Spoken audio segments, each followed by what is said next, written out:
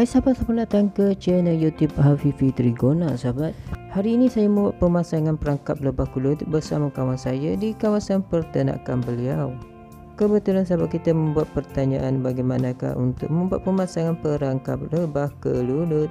Baiklah sahabat, ini adalah pemasangan perangkap lebah kelulut yang selalu saya praktikan di dalam peternakan lebah kelulut saya lah.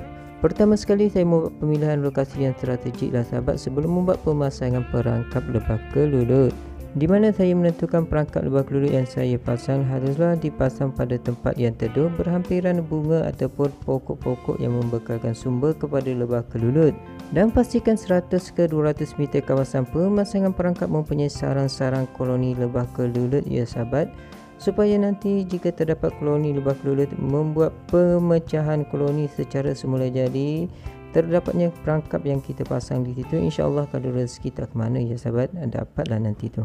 Ketinggian untuk pemasangan perangkap lebah kelulut antara soalan yang selalu saya terima di channel YouTube saya ya sahabat.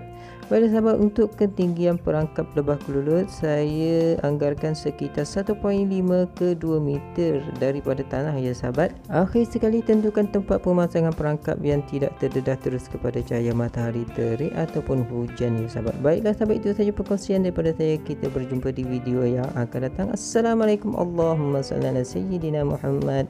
Bye.